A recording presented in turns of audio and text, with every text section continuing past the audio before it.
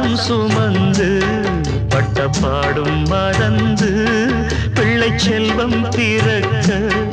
அள்ளி கையில் எடுக்க